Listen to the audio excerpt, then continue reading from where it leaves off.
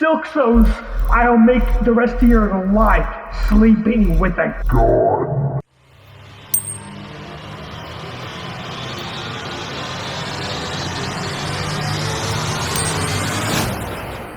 A monster. That's what we exposed nearly a year ago. A monster whose actions have impacted more than 15 innocent children. A monster who cares for no one but himself. He built an army of loyal followers, people willing to defend him at any cost.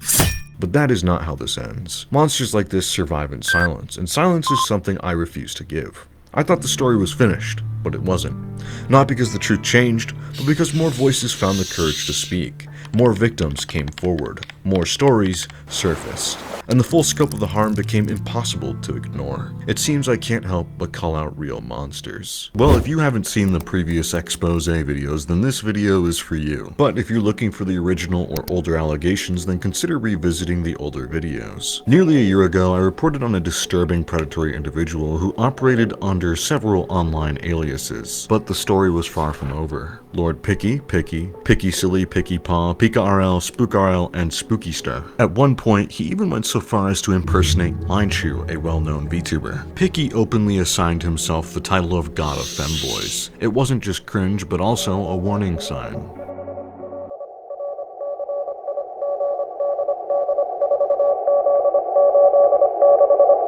What made this case especially powerful wasn't guessing or coincidence, but digital consistency. While people may change names, online platforms and data logs don't forget nearly as easily. Using publicly available tools such as Steam ID Checker, one of my favorites, we were able to trace the old usernames like Pika RL directly back to his current Steam profile, which is now operating under the name of Pikky. Who would have guessed it, huh? The account shows a continuous history that strongly indicates that it was not purchased or transferred, which Pikky himself has tried to claim several different times. But this will not assist you in brushing off the allegations. The distinction matters because both Steam and Discord state in their terms of services that they prohibit buying or selling accounts. Violations typically result in swift enforcement actions, including permanent bans. In other words, Pikky wouldn't have been able to borrow a new identity or buy a new account as he claims. It was the same individual, just attempting to outrun his past while unknowingly leaving it fully intact. And that pattern of constant rebranding without accountability is something we've seen way too much recently. I'm gonna be so for real. I hate when they rebrand. Predators always do. Why do predators always do that? My first video documenting Pikky's behavior was imperfect to my own standards today, but it was factual information. It showed that under the alias of Spook RL, Pikky engaged in explicit interactions with several underage individuals while being a legal adult. These interactions were previously documented in detail by BarksyRun through archived Twitter threads and screenshots. None of this information was speculation. It had already been carefully documented by BarksyRun in said Twitter threads. However, the video never truly reached Pikky's audience because every attempt to reference or share this video was quickly and quietly buried by moderation systems, effectively just disappearing into the void by Pikky's command. Yeah, Sileskios was never here. He's just Batman waiting, lurking in the dark, pulling screenshots from thin air. I originally reported this case to the NCMEC, and I was informed that the report had been received and reviewed and was actively being investigated. The appropriate steps had been taken, but Pikky himself confirmed this in a recent post on X, shortly before disappearing on all public social media, and Pikky is now back yet again. But that is not where this ends. I will continue until there is a real accountability. Because the harm that Pikky caused to younger people is very real, and everyone watching and everyone speaking up knows that it's real as well.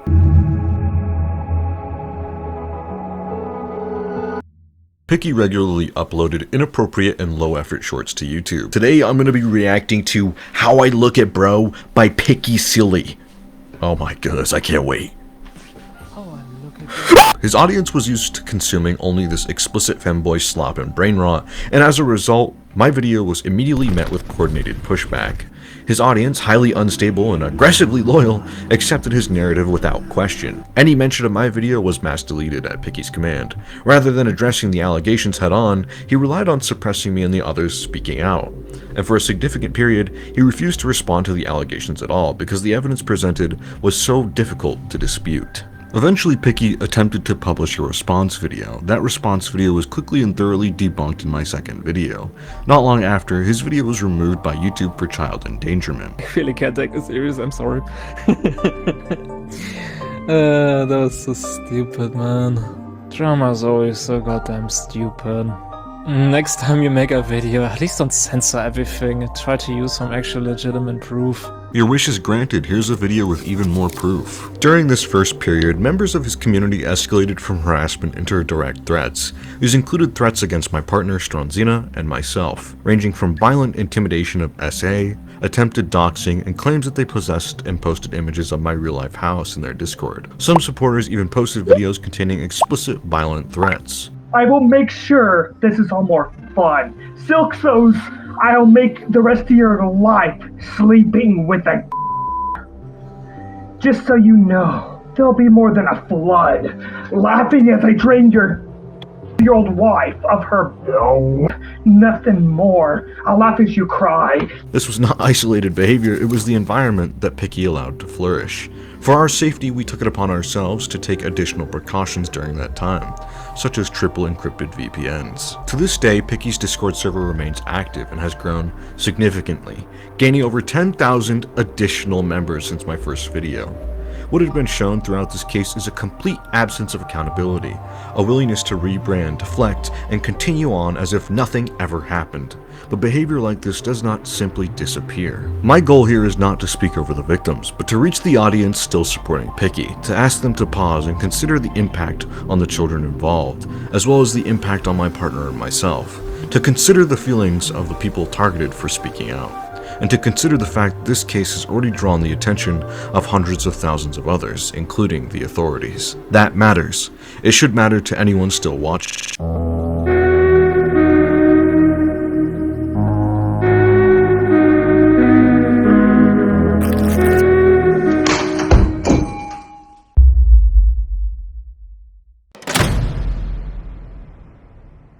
SpookRL was not an isolated alias. Archived Rocket League profiles, Twitch accounts, and Steam data links show that Spookyster, SpookRL, PikaRL, Pikky, and all of these other usernames are tied to one individual Steam account.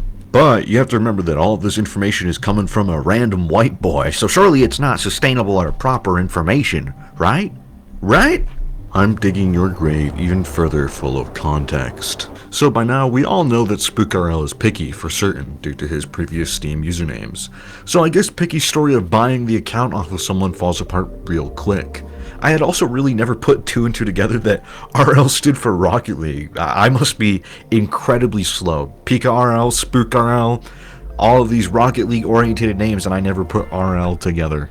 Really. As of the 15th of December 2025, Pikky has cleared his Reddit comments on Spookyster, further suggesting evidence of going into hiding. But here's what I had cliff noted from these posts prior to deletion. Before Pikky's descent into darkness, Spookyster, an 18-year-old obsessed with Rocket League, had an unhealthy amount of hours in game wisdom. But even back then, back in October 23rd of 2019, looking at these messages, there was clear emotion, someone who would cheer on consistency, someone who encouraged others. But Spookyster quickly changed. Spookyster was gone, transitioned into a monster we now know as SpookRL towards the end of 2019. Whatever has caused this transition of identity would purely be speculation. Claims that these accounts were purchased collapsed even under minimal scrutiny. In 2019, under the SpookRL identity, Pikky was already involved in scamming behavior with the Rocket League community. Public call-out posts documenting this behavior have remained archived. By 2020, Barksy Run published further evidence showing SpookRL engaging in several explicit conversations with multiple individuals under the legal age of consent, including sending explicit images and attempting to justify his behavior by referencing Germany's age of consent, despite sending illegal material that clearly violated the law. While Pikky is the main focus of this video, I do quickly want to note that Barksy Run, the creator of the Pikky threads, is not innocent themselves, as I had originally thought they were. It turns out that there are 3 different documents of predatory behavior being alleged against Barksy Run, so they are not a hero by any means. I will return to Barksy Run's allegations someday in the future. Spook, aka Pikky, requested various explicit favors, such as requesting the victim to send him their explicit goop, begging Fisco to see it for $200, and Pikky talks about covering his own bed in goop. These were not misunderstandings, they were repeated escalated choices, allegations under every username that Pikky chose. And while the age of consent is exceptionally lower in Germany, you still had sent explicit photos completely eradicating the concept of it being within legality. You became a predator, and yet Spook is clearly self-aware, talking about going to jail. Truthfully, you do deserve jail. Spook continued to roleplay with this victim in explicit displays, making a creep out of himself even further. Spook had gotten into another inappropriate and explicit friendship with another child, who is 5 years below the legal age of consent, while Spook themselves was 18, possibly 19 at the moment in time, immediately destroying the age of consent excuse. He talks about his and killing the victim and talks about how he's getting solid around them. Now let's not forget that this is just a couple of months after the last victim. Spook would also use self-damage as a form of control, threatening himself if the victim wouldn't speak in a call with him. You were late for a Discord call again, kitten. Eventually, Spook manipulated this victim into getting into a relationship with him. Unsuccessfully, might I add. This is who Spook was. This is who Spook had become. And in the end, Spook acknowledged their wrongdoings in a massive Discord post.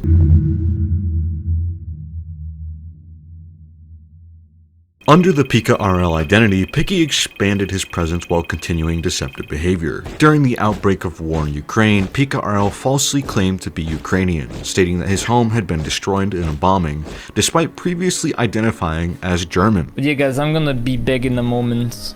Okay, Pikky's gonna be back in a moment. I'm not gonna be back. Polski has to deal with Ukrainian crisis. So I'm gonna be back in a second. I'm gonna end stream and Pikky's gonna be here in a minute. Okay.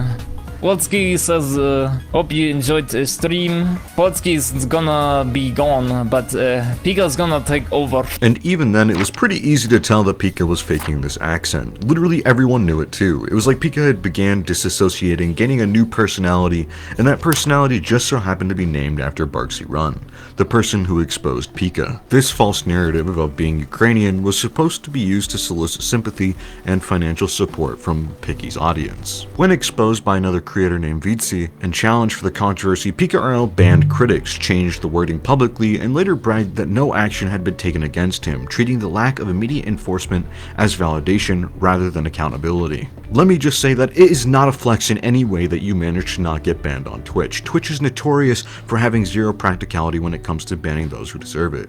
You took advantage of a real tragedy and profited off of it. A tragedy that genuinely affected other humans, and you used it for your own gain. It doesn't get more ban-worthy than that. Even now, Pikky continues to solicit money from his audience through Ko-Fi, earning an estimated minimum of $2,000 per month. In order to make these funds, he has made repeatedly false claims about his identity, including his race, disability status, nationality, and narratives that have all been publicly disproven with evidence. Despite multiple reports outlining this behavior and documented history, the Ko-Fi page still remains active. Pikky's community members have also reported that those who refuse to donate are promptly banned without hesitation. And of course, we all know how donations make Pikky feel. Like, people are like, oh, I donated, he's gonna thank me now, and I'm just going, oh my god, I said $5? The people at the time knew what kind of monster Pikky was prior to this happening, due to the allegations catching up with him from the previous username of SpookRL. But not just those allegations, but also the new ones that Barksy had just posted. Pikky had attempted to get into a relationship with yet another underage victim, even though said victim already had a partner at the time, and Pikky had already known this to be the case. Pikky knew exactly what they were doing, how they were affecting this person and their partner, and how inappropriate their actions truly were, talking about giving control to the victim under certain circumstances, and asking repeatedly why it's wrong for Pikky to give contact, and using family as an example.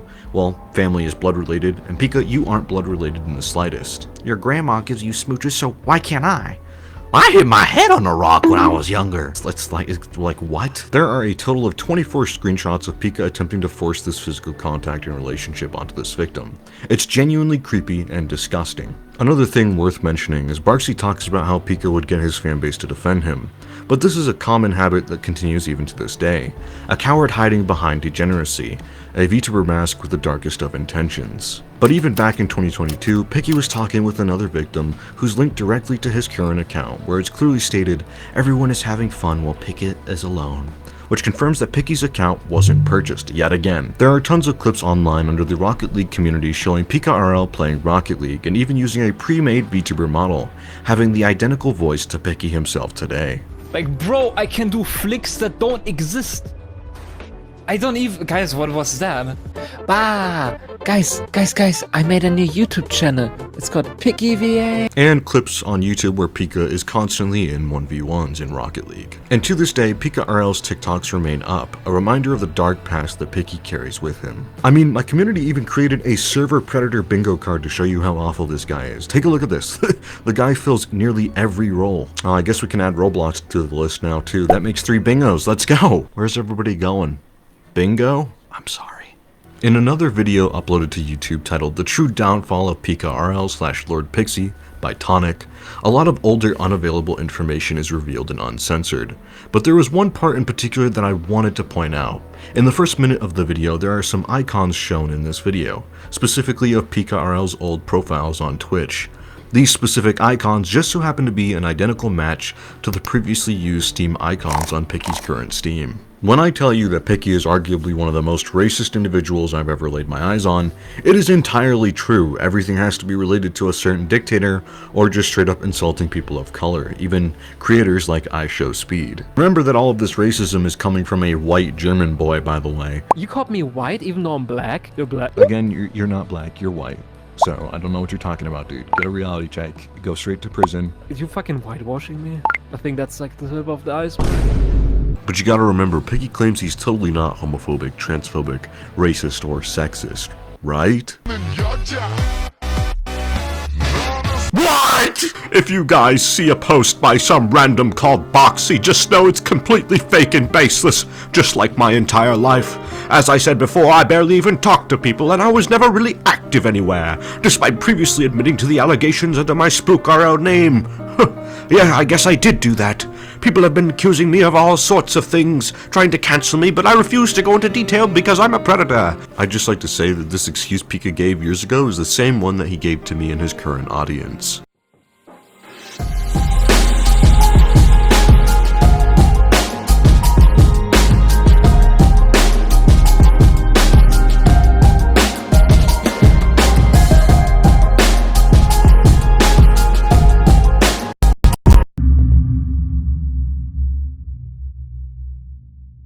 With a new VTuber avatar and a refined aesthetic, Pikky shifted focus to mass-producing explicit femboy content slop on YouTube and Twitch.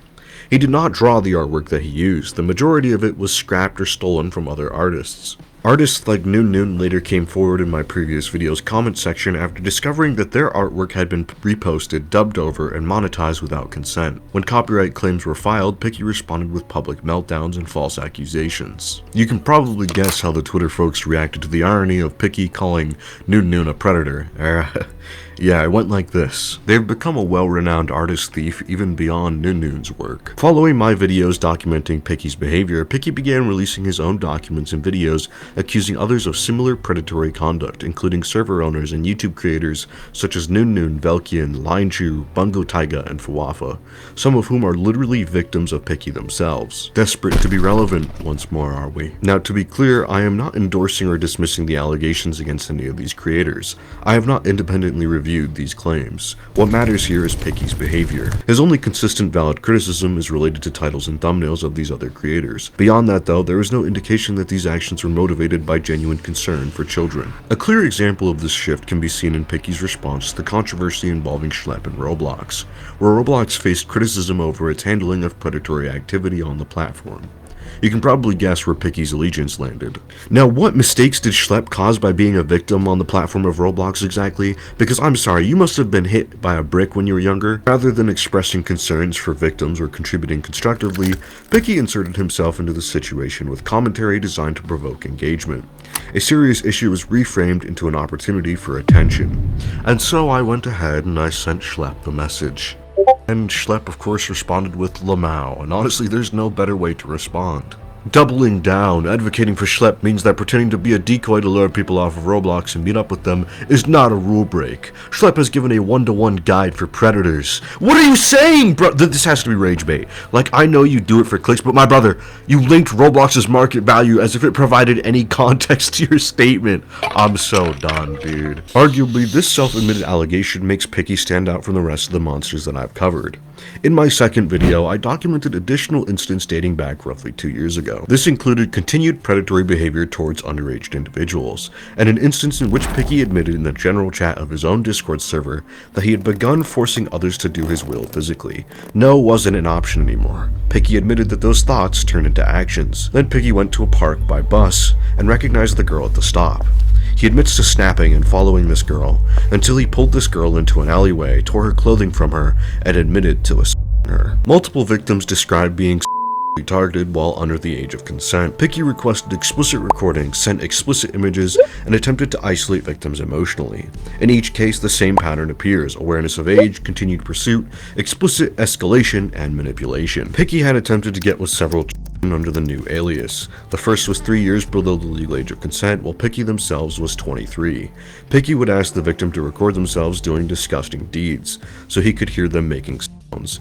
Pikky requested again and again to be used like a and he consistently requested to be called a over and over again. And Pikky talks about biting and seeing explicit photos of the victim, talking about how he's interested in seeing them use the specifically number 2. It's genuinely one of the worst things that I've seen on the internet. Gonna need some daily dose of internet after this. Or a cute kitty cat. And Pikky requests that the victim takes it of him. And Pikky manipulates this victim, talks about how they can't get close to them because they aren't officially in a relationship yet. Pikky wants this victim all to himself. And of course, here's the photo from earlier that I had shown on screen of the explicit toys that he had sent to this victim as well. This was all new evidence. This wasn't evidence gathered by Barksy Run. It had all occurred in the span of 2 years. Now, take a listen to the victim's audio statement. Can you tell how and when you met Pikky? Okay, so what I saw him on, I saw him on YouTube. I saw his channel and I was like, oh, he looks like a cool creator. I also just liked his voice, to be honest. That's literally the only good thing about him, was his accent. Sorry, I'm rambling. But I joined a server and then we just started messaging one day. I met him in voice chat. He found out I was a girl and then just started DMing me, you know?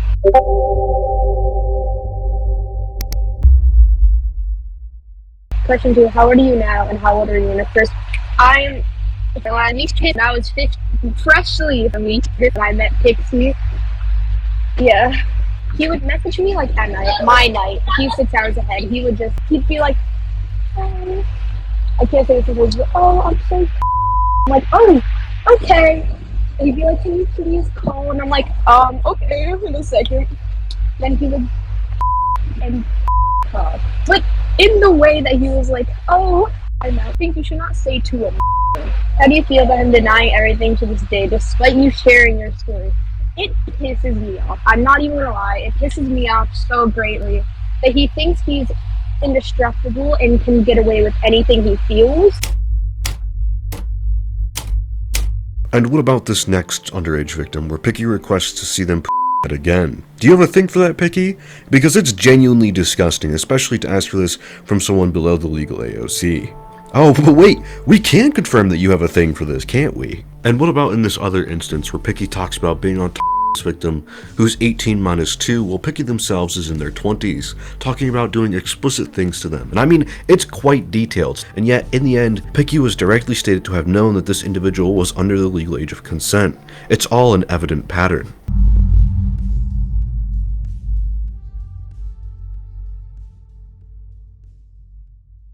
AI is on the rise, and I don't mean Roombas with knives or robots stealing your jobs. I'm talking about image generation, like martial art cats, or worse, much worse. Recently, Pikky commented on an Instagram post asking people to show him proof that AI-generated explicit content involving even existed. And by doing that, he didn't just question it. He turned a real, very serious problem into a joke. AI is making child... Yeah.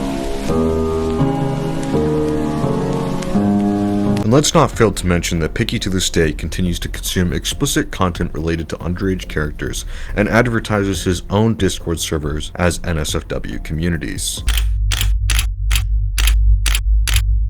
Clearly Pigeon supports Pikky as his right-hand man. You can't claim ignorance, and you can't dismiss responsibility, ruining one of my favorite birds, by the way. In the end, this isn't about drama, clout, or personal vendettas. It's about a documented pattern that spans years, multiple aliases, multiple platforms, and more than 15 children whose lives were permanently affected by the same individual. This record exists not because I wanted to, but because Pikky had created it. As of now, Pikky has stepped away from public view, transferred ownership of his community, and removed himself from direct accountability.